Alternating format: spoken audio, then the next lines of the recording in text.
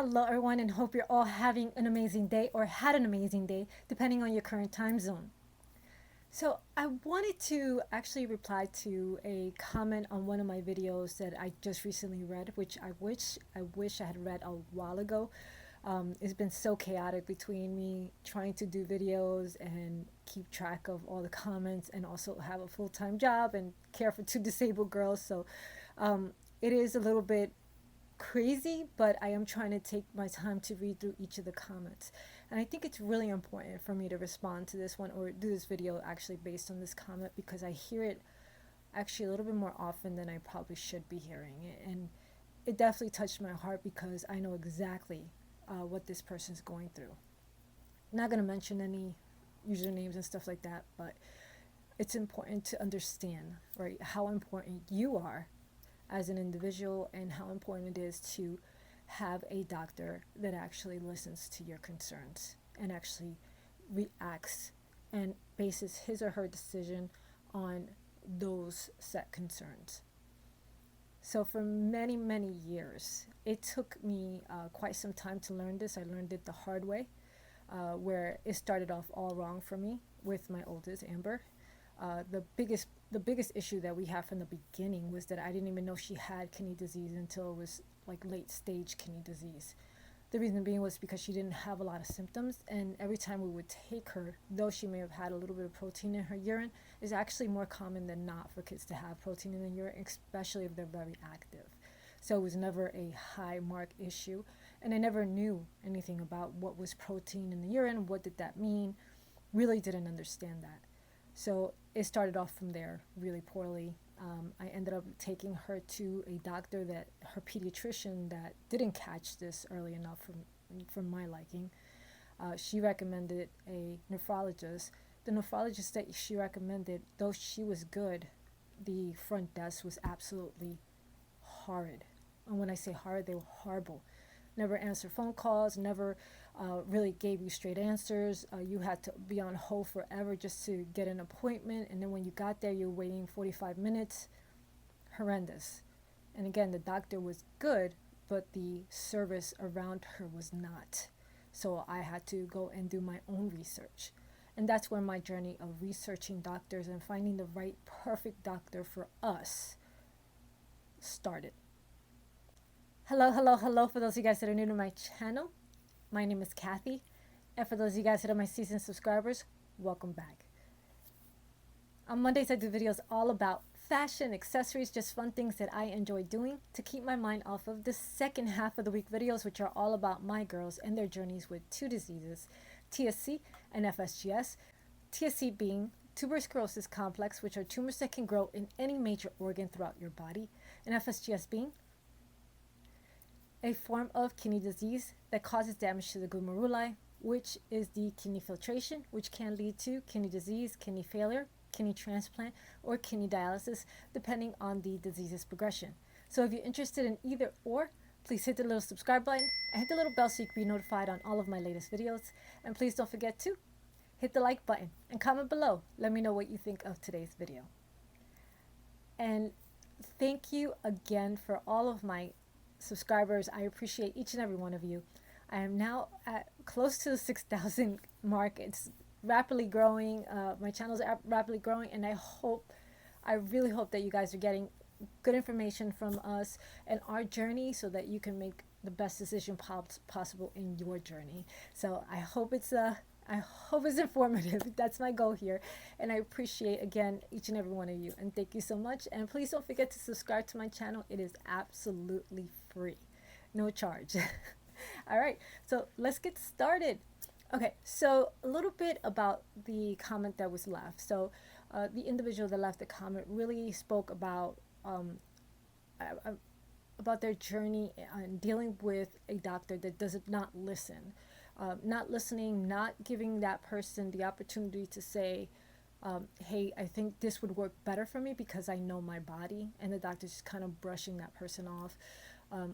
And you get extremely frustrated at that level, right? Because if you have someone that you cannot communicate with and cannot get to open your ears and listen, it becomes more of a battle, right, than a journey. So, and in these situations, especially when it comes to caring for seizures, caring for dialysis patients, caring for any type of long-term medical issue, right, whether it's something like cancer or whatever your journey is, you have to have a doctor that's patient, kind, open-minded, and really, really listens, right? Because if that doctor's making a decision just based off of some previous person that had similar issues to yours and really not giving you the opportunity to say, hey, this just isn't working for me. I've been doing this for a few weeks. I still feel horrible, or it's just making me feel terrible. What are our other options? Right? And that doctor's just like, no, just stay on this, just do this, just do whatever I tell you, and pretty much that's it. That's not the doctor for you. You need someone that's going to be able to give you the hard news, but also listen to you and understand your issues. Understand that no one else in this world is going to understand your feelings or how you feel more than yourself. It doesn't matter who it is. And that's what I would do when it came to my daughters. The biggest factor when it comes to my girls, and like I was trying to say before when I started the video, my oldest daughter, when I took her into, she was still young, so she would give me some insight as to how she felt, but as far as like having the right doctor, that was something that I had to take charge of because I saw that this wasn't going to work. We didn't have time to waste. So we were sitting in waiting rooms for an hour and a half, 2 hours sometimes almost, it would take us to just get through the whole freaking, the whole appointment. It would take us at like 2 hours to 2.5 hours just to get out of there, right? And this was a 30-minute commute to and from the house. So now you're looking at 2.5 hours. You look at another hour to commute to and from. So now it's almost a 4-hour day, and it was horrendous, and it was so stressful, so tiresome. And though the doctor may have been a good doctor, it was just really frustrating because it was just taking so long to get through that day. So what I ended up doing was doing a lot of research. I ended up going to like the top doctor. This is when we were in New Jersey. Found a excellent kidney doctor or nephrologist or a pediatric nephrologist for my daughter. She immediately took her in, did her biopsy, found out where she was as far as her kidney disease was concerned, had me fully tested, and transplant and everything done within the year. So this is stuff that you really have to find the right fit for you. And I cannot encourage you to do that more than I am right now. Like, it's really, really important. If anything, from my journey, the one thing that I found out the hard way was understanding that not every doctor's fit for every single person in every single scenario. So that was one of the issues that we ran into. Amber was going to this doctor. The administration was a nightmare, and though the doctor was good, it just took too long of a process, and it was slowing down everything from progressing. Got her out of there, got her into another doctor, and the movement was swift, fast, and accurate. She hit every single concern that we had over the head with the hammer, addressed all the issues, got her on medication, got her a transplant done, and we were off and running. And when I tell you excellent doctors that we had, I was doing a lot of research, and I ended up having to do this research because I was caught in that situation too. Had I had the right pediatrician for my daughter from the beginning, we might have been able to catch the protein loss early, probably prolong her kidney issues, or even probably could have done something to prevent her full-blown kidney damage, and been able to get her to the right doctors quick enough and swift enough to address any concerns. Unfortunately, we didn't. And I was always taking her to her doctor's appointment, always on point with her as far as making sure she had all the health checks that she needed as a little girl, as a baby, always. And that was something that was never really addressed to me. No, there was never a concern until it was towards the end stage issues, which was really frustrating because this was something that could have been addressed way prior. Right? So these are things that I encourage you to do this. So one good example was my daughter's meningitis infection. She had tried about 2 prior medications that were commonly used. These are medications that everybody uses all the time. When she would go see her infectious disease doctor and he would see that this stuff wasn't making a change, or it was the meningitis infection was coming back instead of leaving fully, he put her on a very rare medication that nobody has used for years and said, hey, we're going to try you on this medication. And this was something that was like the last resort. But he listened to Amber. He really took the time to see what was going on, what was happening, how that medication that she was already on wasn't working. And he recognized the fact that this medication may not be the right thing for her.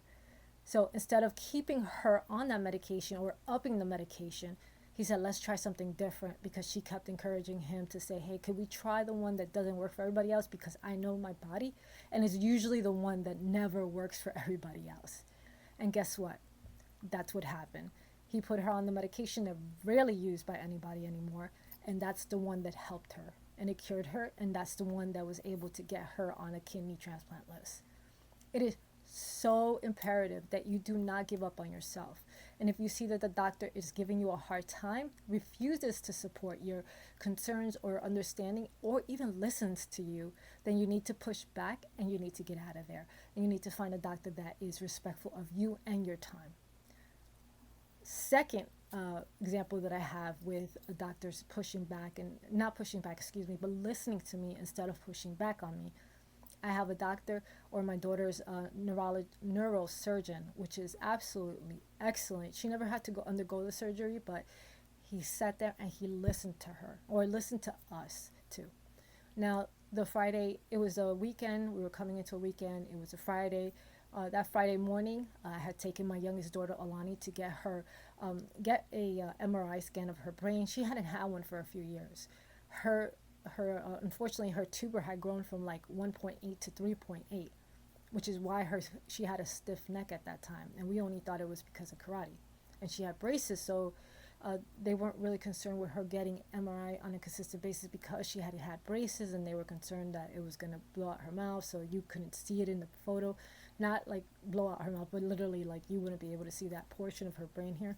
So they ended up doing the MRI because I had concerns that she hadn't gotten them, and she had neck pains, or she couldn't really move her neck well. Took her in, did the MRI, saw that the cyst had grown. The doctor literally called me, her neurologist literally called me within probably about 4 p.m. Eastern time that Friday, and told me that we're going to have to come in. They're going to pass it off to the surgeon. You're going to have to come in. Surgeon's office called me, but they told me come in on Monday. I was terrified. I was like, should I come in now? He's like, no, just come in on Monday. From what you're telling me and explaining to me that she's still active and still moves around, there's not a concern right now, but come in. Throughout that whole weekend, of course, I wasn't able to sleep, and I was like eyeballing her like to the T. I was acting like a maniac, and she was getting tired of mom asking me if I was all right. But I ended up doing a lot of research. I found a medication called Everolimus, or mTOR Infinitor, and I came with the facts. I came with the details. I did my research. I wrote it all down, and I had all these questions that I wanted to ask the neurosurgeon. Packed up her clothes, made sure that I had everything in case we had to go into emergency surgery. Went in on Monday, because that was kind of what the feel was. Like they kept telling me this is something that was possible. So we went ready, my husband and I went down. So we had done a 3D MRI as well as a regular MRI, and the doctor went and was looking through all the scans. He was checking everything, making sure everything looked okay.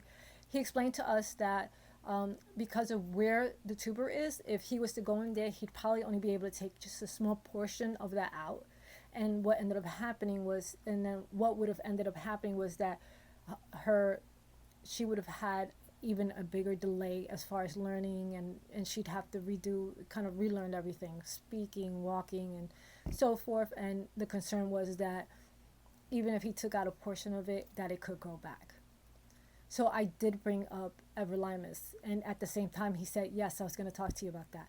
Because of what I see, and I see her, and I see that she's doing okay, this may be an option for her. But he indicated to us that obviously she had to start it right away, but he also indicated to us that if there was any change in her health, as far as any concerns or anything that may have concerned me, that I'd have to bring her in and we'd have to do emergency surgery. So the gist of it is that he literally sat there and listened to my concerns, answered all my questions, as well as acknowledged the fact that I had questions and I wanted to have other options than just surgery for my daughter. And he was more than happy to listen to me. He appreciated the fact that I came with questions. He appreciated the fact that I did my research on the medication. He appreciated the fact that I know my daughter, and I knew that this was something that we can do as a family, because I knew that I would invest that time and effort to make sure that we got her better, and that we did whatever we needed to do to ensure that she doesn't have a major critical issue, right? Which can be catastrophic, if you know what I mean. Like, anytime you have any type of blockage in the brain fluid, that could be catastrophic. That could lead to anything. So, very scary moments in our lives. But these are kind of some scenarios that I'm talking about. And when I try to explain to anybody that wants to listen or really is curious about our lives and what we deal with, it's so important to really, really find someone that you're comfortable with, that you're not being held up forever, is disregarding your concerns, really wants to understand what your issues are.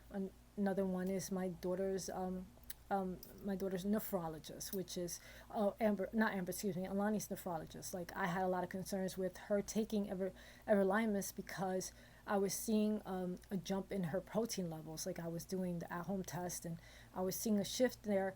And he was like, well, let's monitor it. Let's see how it goes, and then we'll kind of take it from there. Because he didn't want to jump and put her on all these medications, which he could have easily. And I would have trusted him because I've known him for so long. He was Amber's nephrologist as well. So, but he said, you know what, Kathy, let's wait. Let's try her on Everolimus. Let's see how she does, because he was telling me the brain is absolutely more important than the kidney at this point, which I agreed. But he said that we will monitor it, but he still was very, very alert as far as, like, is it doing damage? Let's monitor her. Come down. Let's, come on an annual basis. We'll do a checkup. Actually, I have to make an appointment for her. He actually retired this year, so it's Dr. P now, which was also Amber's doctor, which is also phenomenal. So, yeah, we have to go see and do a checkup for her. So, yeah, these are things that you have to feel comfortable with that person or that doctor, because no matter what, doctors also are constantly learning. They're also constantly trying to find the right answer, right, for all people. We don't all have the same body. We don't all have the same genetics, right? So everybody's going to be different and react different to different medications and different issues, right? So it's really, really, like I tell my daughter too, I said, before you take anything, research the medication. Make sure it doesn't impact any other medications as far as what you're taking. Even if the doctor says it's good, you can take it with this. But if you're taking something else, right, make sure that it doesn't affect that. So it's really, really important to understand your body, understand if there's something off and you know it's off, push to the max. Do not sit there and just say, oh, I'll just accept it because he said this is the right thing, or she said this is the right thing, and I'm feeling off, because that has been our issue too before, right?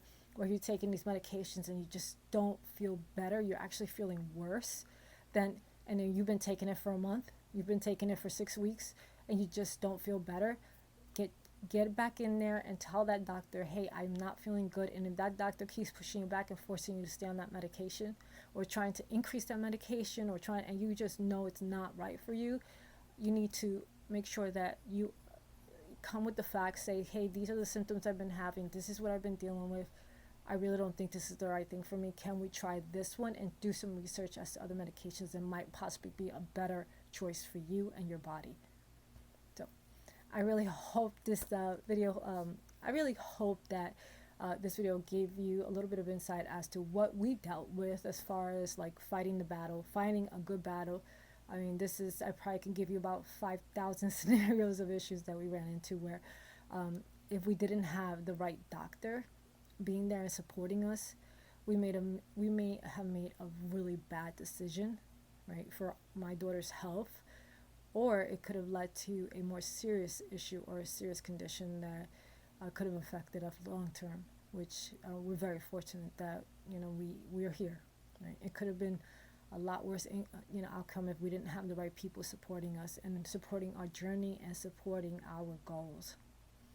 So don't ever forget, it's really important. Don't ever stop fighting for you or for your family member or for your loved one, whoever it is. Don't ever stop fighting for them and for the proper health care and the proper support that they deserve. and that you definitely deserve. All right, guys, thank you so much for taking the time out to check out my video. I hope this video found you well, and please don't forget to, oh, before I go, please don't forget to sub, guys. It's 100% free. I appreciate you guys, and thank you so much. I'm right there at the 6,000 mark, right there. And I am so super excited to be a part of this YouTube world. And please don't forget to focus through and evolve. Ciao.